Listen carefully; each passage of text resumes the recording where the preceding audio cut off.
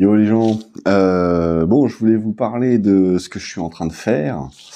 Je vais le faire, mais en fait, j'espère que je pourrais en profiter pour rebondir sur un autre truc. Ça, c'est Mimi. Voilà, à la fin, elle va me le dire. Là. Allez, dégage. Filippo. Putain, non, elle va m'emmerder. C'est pas vrai. T'es chiante. Hein. Tu me perturbes. Hein? Tu le sais, ça? Bordel. Bon, maintenant que je me suis débarrassé de ce saloperie de greffier, j'ai filé 2-3 croquettes. Oui, parce que on fait pas la loi avec eux. On est obligé de se plier à leurs règles. Bref. Donc, je voulais vous parler de ce que je suis en train de faire, là. Et pour rebondir sur un autre truc. Voilà. Donc, je vous ai dit que j'avais une ceinture que je me suis fabriquée il y a 2 ans, l'an dernier, je sais plus. Non, il y a 2 ans, je crois. Et je vous ai expliqué que c'était donc du serpent, mais comme c'est trop fragile, trop fin, je l'ai collé sur une bande en simili-cuir. Enfin, c'est une espèce de reconstitué, quoi. Comme il y a le MDF pour le bois, bah là c'est pareil, c'est de la poussière collée, voilà, pressée pour en faire des rouleaux. Et alors donc c'est pas mal, ça a plutôt bien tenu, vous voyez, ça c'est resté collé, pas de souci. Mais le problème, c'est que ce faux cuir là, c'est fragile. Enfin, c'est pas aussi résistant qu'un vrai cuir. Et donc, ça fait que l'écran, bah, il s'arracherait bien. Ils ont envie, hein. Voilà. Donc voilà. J'ai racheté pendant que je faisais les ceintures pour Jay. Je me suis racheté une bande de cuir pour moi aussi. Non, c'est pas lui qui l'a payé en plus, non, au prix où... Enfin, voilà, non. Allez, je peux pas chercher trop loin. Et donc, je me suis dit, comme ça, je vais en refaire une bien, qui sera costaud, et puis qui sera collée sur une vraie bande de cuir, quoi, ce coup-ci. Et c'est pour ça, donc, je me suis pris une bande en plus. Alors, voilà le résultat. Donc, j'ai gardé, en fait... l'extérieur à l'intérieur, parce que c'est un beau cuir bien lisse, au lieu de garder le côté un peu pelucheux. Et le côté pelucheux, l'avantage, c'est que à coller, l'un sur l'autre, ça devrait bien coller. Vous voyez, là-dessus, il faudrait que je raye le cuir d'abord pour pouvoir avoir une bonne prise pour la colle. Tant qu'à faire, non, autant faire comme ça. Donc, c'est ce que j'ai fait, j'ai collé les deux l'une sur l'autre. Et donc, je voulais... alors, je vais vous dire. Je commence par quoi? Parce que je veux vous expliquer ce que j'ai fait, mais je veux vous dire pourquoi je l'ai pas filmé en vidéo. C'est ça la partie sur moi-même dont je voulais parler après. Je finis la présentation du bordel. Donc, je voulais faire des coutures latérales pour bien maintenir le cuir, les deux épaisseurs de cuir l'une sur l'autre, que avec le temps, la néoprène c'est bien, mais avec le temps ça peut se décoller, surtout quand ça bouge tout le temps, que en plus il y a l'humidité, tout ça, bon, voilà, ça peut se décoller. Et donc je voulais éviter ça, je me suis dit, je voudrais faire une couture. J'ai sorti la machine, j'ai commencé à faire... ah mince, je l'ai jeté. Un petit essai, juste à l'extrémité là, il y avait un peu plus de surlongueur, et j'ai fait une couture pour voir. Alors j'avais fait au fil marron au début, j'hésitais, je voulais peut-être faire là avec du rouge. Bon, j'ai fait l'essai, la couture s'est faite. L'envers était pas joli, mais fait. Mais finalement, surtout, ce qui m'a dissuadé de le faire, c'est que les patins, les griffes d'entraînement rayaient le cuir. je me suis dit, ça me ferait chier que ça soit tout rayé du long comme ça. Alors il y en a, c'était que au départ, je sais, mais bon, si ça se décolle un jour, je ferai peut-être une couture latérale pour voilà, fixer le truc définitivement. Je vais les laisser comme ça. L'autre, j'avais pas procédé pareil, j'avais recouvert. Alors bon, plus ou moins bien, c'est pas évident d'arriver. J'avais fait un premier essai, c'était beaucoup mieux fait, mais bon là j'ai voulu faire avec. Finalement, c'était un essai, un vrai essai. C'était que je l'ai fait avec le bord de la peau. Donc c'est pour ça que les écailles sont beaucoup plus grosses, qu'il y a plus d'espace que là où c'est un peu moins le bord de la peau. C'est une partie plus colorée, plus jolie de la peau. Voilà.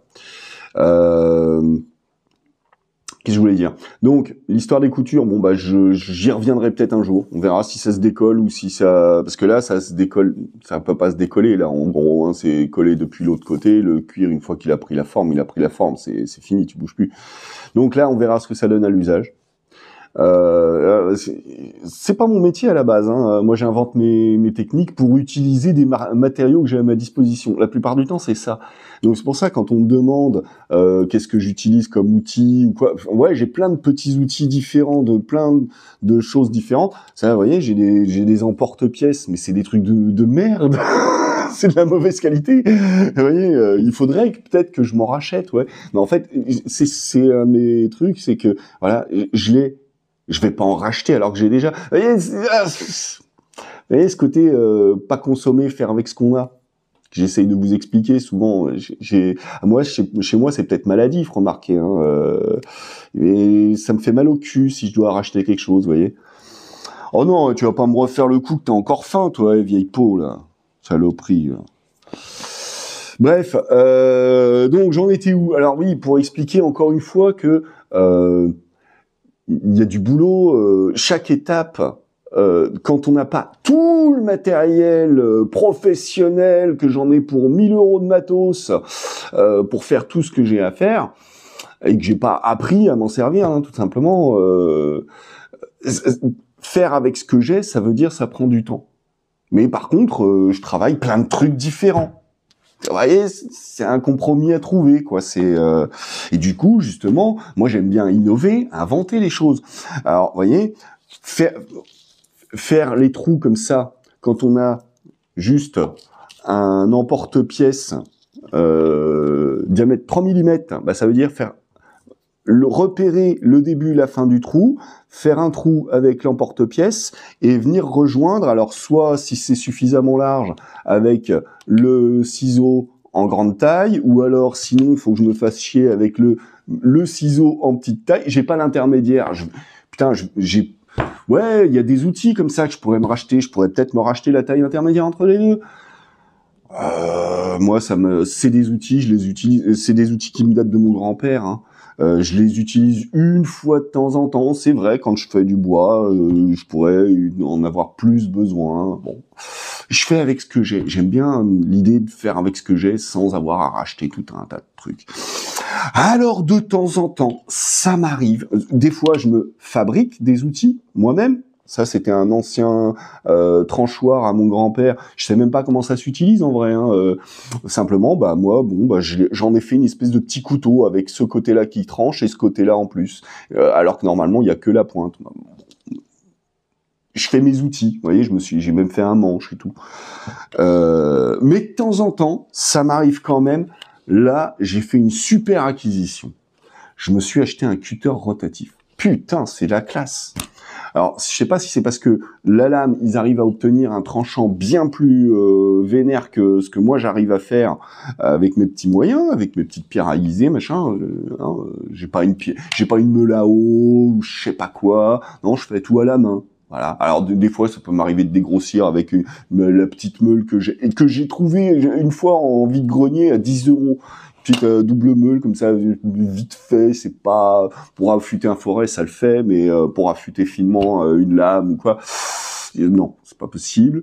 Je peux aussi des fois me servir de la ponceuse à bande pour voilà, parce que la ponceuse à bande c'est un outil que j'utilise méchamment quoi. Ça c'est un truc utile quoi, que je l'ai, je rentabilise quoi. Hein. J'ai déjà fait péter sa courroie, je l'ai remplacé. Voilà. Alors que c'est une petite ponceuse à bande Bosch, hein, de rien, mais voilà, c'est le genre de matos. Quand je l'ai, je l'utilise quoi, vous voyez. Donc ça, en fait, ouais, super trouvaille, ça me fait grave gagner du temps parce que pour faire des belles découpes bien droites le long d'une règle ou des trucs comme ça, magique, c'est magique, voilà. Ça me remplace pas tout à fait ça parce que je m'en sers aussi, voilà. Bon, vous voyez un petit peu la philosophie quand même, c'est ce que j'essaye de vous expliquer là tout de suite. Ah si, un dernier point que je voulais aborder avant de passer à la suite. Ça, c'est mon invention en fait. Alors, il y a ma boucle que je vais pas regraver plus précisément mieux et puis faire les parties brillantes, les parties mates, les parties peintes. Ça, je ferai ça une prochaine fois quand j'aurai la motive. Là, je voudrais bien me remettre à ma couture. Donc voilà, je voulais finir les histoires de cuir. C'est bon, on n'en parle plus. S'il y a un truc que j'ai pas fini, c'est remplacer ma chaîne. Mais bon, ça, je pourrais le revoir plus tard. Tant pis. J'ai fait des essais, j'ai fait quelques petits protos vite fait. Bon, c'est voilà. Mais non, il y a ouais, ce que je voulais vous montrer, c'était une petite fierté perso parce que donc il y a la boucle que j'ai fabriquée,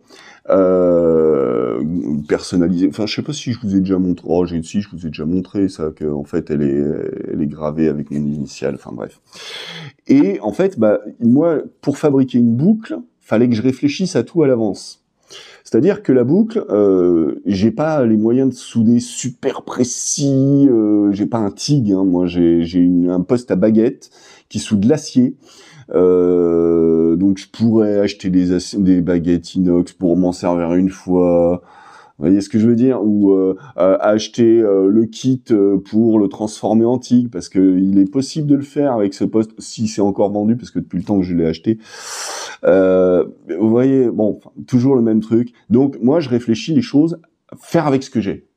J'avais un morceau d'inox, donc j'ai réfléchi à une configuration où j'ai même pas besoin de retailler la bande de cuir, je la garde entière pour la garder la plus solide possible, et donc c'est pour ça fait en pointe un petit peu légèrement comme ça, parce que ça commence à 40 à l'intérieur de l'ouverture ici, mais ça se termine à 40 à l'ouverture ici, avec les bords repliés. Vous voyez, c'est bon. Alors ensuite, j'ai fait un système de double crochet, un crochet qui vient simplement maintenir et l'autre qui vient accrocher vraiment. Voilà. Bref, je vais pas refaire la genèse de pourquoi tout ça, mais en gros, ça veut dire que ma ceinture, bah normalement une ceinture c'est quoi? C'est une sangle, elle est cousue sur elle-même comme celle que j'ai fait pour Jay, parce que justement c'est pas censé bouger, hein. Et en fait l'inconvénient de la couture, c'est qu'une fois c'est cousu, c'est cousu. Et donc voilà, on peut pas changer de boucle. Moi, je voulais pouvoir éventuellement changer de boucle, pourquoi pas, ou changer de ceinture, voilà. Donc j'ai trouvé un système qui soit un démontable, mais en même temps, enfin je veux dire, c'est pas comme un bouton pression qui peut lâcher avec le temps, ou même un bouton classique. Bon, sur du cuir, ouais, ça fait un petit peu bizarre, mais pourquoi pas à la limite.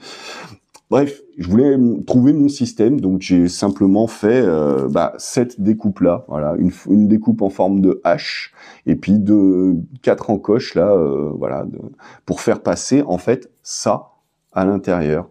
Voilà, je fais passer à l'intérieur comme ça, hop, et ça me tient parfaitement ma boucle dans la petite boucle qu'elle est là. Bref. Donc voilà, c'était la petite invention perso que je voulais vous montrer. Et maintenant, je voudrais vous parler de... Ah si, est-ce que je vous présente comment j'ai fait aussi ça? Un truc tout bête, hein. J'ai fait un bout en arrondi. Je me suis servi d'une pelote de fil, enfin d'une bobine de fil. Voilà. J'ai tracé, alors sur le côté noir au crayon à papier. Puis ensuite, je me suis fait chier à couper proprement le plus possible, donner un petit coup de ponceuse à la fin. Normalement, il faudrait les fabricants d'objets en cuir comme ça, ce qu'ils font, c'est qu'ils mettent une espèce de résine au bord pour finir propre. Ça se barre tout le temps avec le temps, ça fait croûteux, dégueulasse. Je préfère garder le cuir, voilà. Alors c'est vrai que ça protégera peut-être moins que le serpent que si j'en avais mis. Je vous dis, je verrai bien avec le temps. J'espère que le serpent va pas se déchirer sur un coup malencontreux du sort. Mais au pire, je referai une petite couture. Voilà. C'est l'objet qui vit aussi. C'est pas juste une merdouille made in China. Et alors, ouais, petite parenthèse. Dans ma dernière vidéo, je parlais de trucs fabriqués en Chine, machin. Il y a des trucs de super qualité fabriqués en Chine. Hein. C'est pas ça la critique. Hein. C'est plutôt le côté déjà partir vers le moins cher. Je vois ma sœur hier, elle m'a emmené, avec elle parce que j'avais besoin d'acheter un truc de bricolage pour un projet qu'elle m'a demandé. On fait un tour en bagnole, on va donc au magasin de bricolage, et puis je remarque qu'elle avait acheté un support pour le téléphone à fixer sur les grilles de ventilation. Le truc, donc c'est merdouille in China. En fait, elle a acheté ça, je sais pas, sur Temu, j'en sais rien, ou le machin. Je lui dis, ah tiens, ouais, bon, je regarde. Et elle m'explique ce que c'est. Je n'avais pas besoin de m'expliquer, je savais déjà. Mais elle me dit, ouais, mais en fait, il est pas assez costaud. Le téléphone, il se casse la gueule. Il regarde vers le bas parce que c'est pas le pivot, il est trop souple.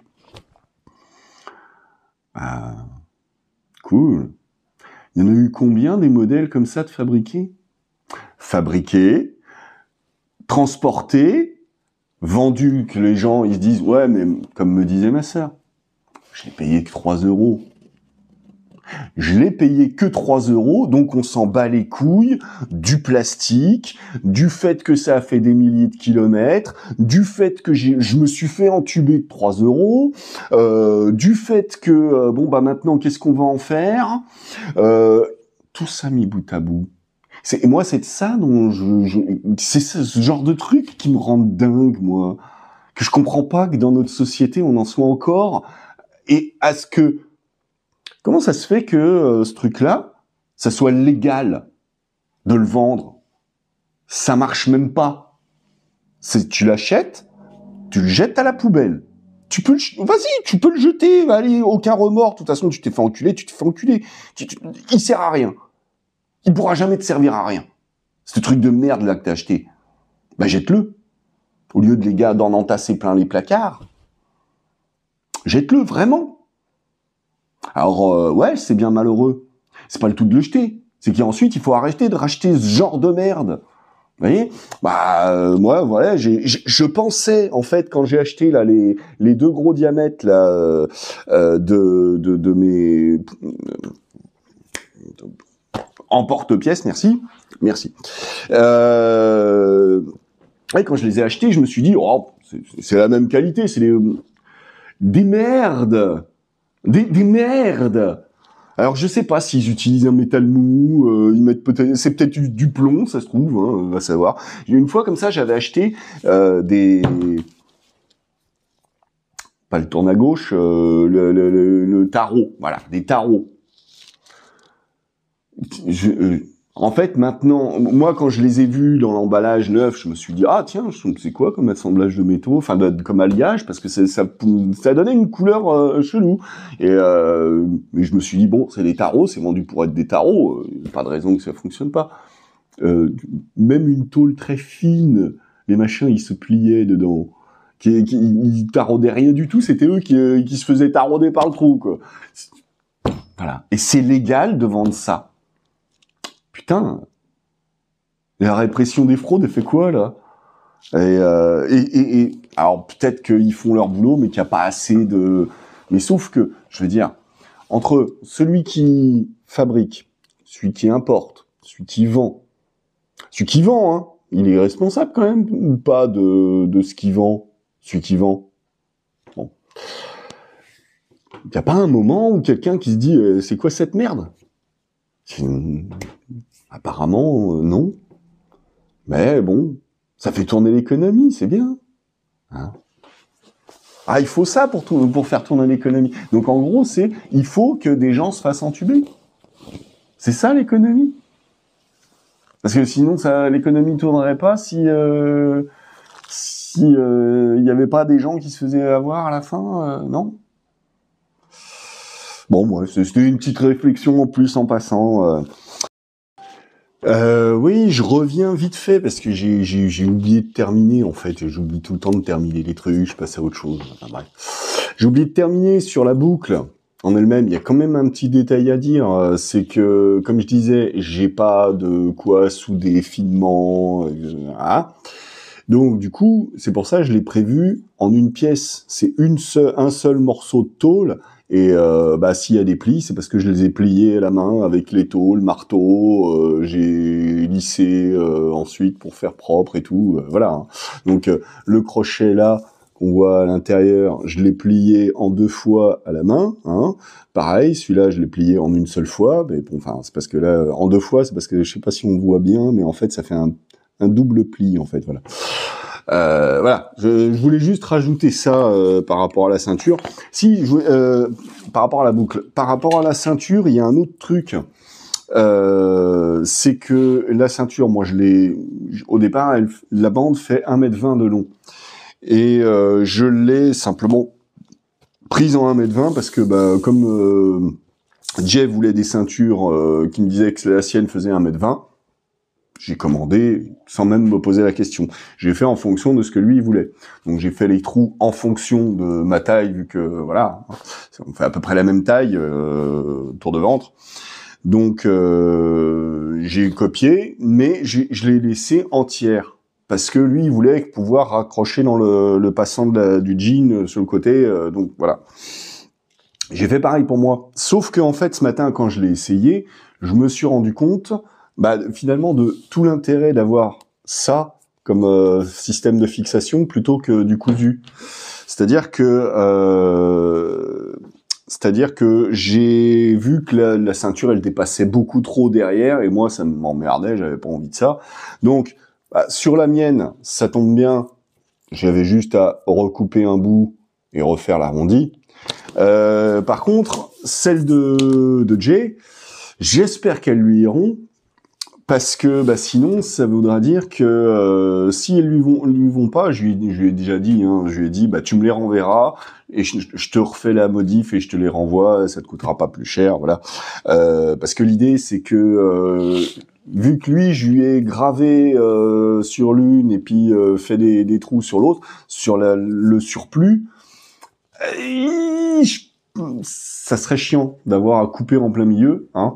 Donc du coup, c'est par l'autre bout que je recouperai. Et dans ce cas-là, il va falloir que je découse ce que j'ai cousu, que je replie plus loin, que je refasse le trou pour l'ouverture pour le crochet, quoi. Et puis ensuite que je recouse, voilà. Ou alors, sauf si ça lui va, je pourrais lui faire comme ça. Moi, je lui ai pas fait à lui parce que j'estime c'est mon prototype, ça, on va dire. J'ai pas validé expérimentalement. Alors si. Je l'ai vu, ça marche, ça fait longtemps que je m'en sers, ça marche. Mais ça fait de l'épaisseur. C'est pas conventionnel, c'est pas pareil. Et puis comme il voulait un passant sur le devant, voilà, là j'y réfléchissais ce matin comment je pourrais faire pour mettre un passant, si je pourrais le faire passer là. Voilà, mais c'était pas prévu à la base puisque moi passer dans le passant du jean, ça me va très bien. Donc j'ai pas prévu de passant pour celui-là. D'ailleurs, je pourrais presque en faire un avec ça. Bref, peu importe, c'est pas la question. Donc voilà, c'était pour dire effectivement du coup tout l'intérêt de pouvoir démonter d'ici et s'il faut changer de boucle, quoi. Pour le coup, c'est changer de boucle puisque si j'avais besoin pour lui, pour sa ceinture, si je serais obligé de recouper et de refaire de ce côté-là le cran. Enfin, voilà. Bon, c'était tout ce que je voulais rajouter. Si, du coup, pour en revenir à cette histoire des produits chinois à 3 €, Ouais, mais c'était pas cher. Et du coup, bah, tu t'es fait escroquer. Moi, je vous propose un truc. La prochaine fois, plutôt que de vous faire escroquer, acheter des trucs chinois comme ça, vous m'envoyez directement les thunes sur Tipeee. Ça fait plaisir. Voilà. Ou commandez-moi un truc. Vous voyez, je suis prêt à mettre à donner de ma personne si besoin pour vous rembourser si ça part. Enfin, vous rembourser. Hein, pas exagérer, mais enfin se démerder quoi pour trouver une solution qui satisfasse tout le monde quoi. Voilà. Ciao les corbecs.